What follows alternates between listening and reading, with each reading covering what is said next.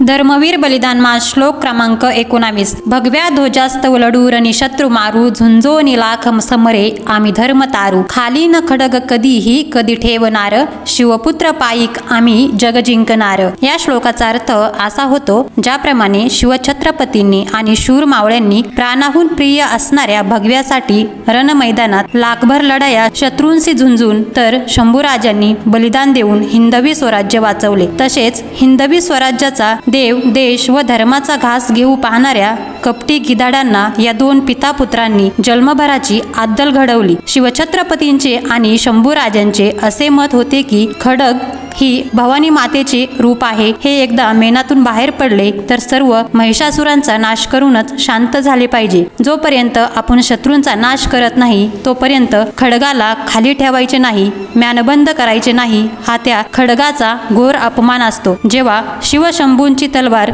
विजेसमान शत्रूंवर तुटून पडते तेव्हा दिल्लीचे तख्तही हादरते आणि हिंदवी स्वराज्यास मुजरा करते। त्याचप्रमाणे आपणही शिवशंभू छत्रपतींकडून आदर्श घेऊन आज देव देश धर्म आणि हिंदवी स्वराज्यासाठी शास्त्र आणि शस्त्राचा वापर करून पाकिस्तान, बांगलादेश आणि चीन यांसारख्या शत्रूंना रणिधूळ चारू। जय जिजाऊ, जय शिवराय, जय शंभूराजे।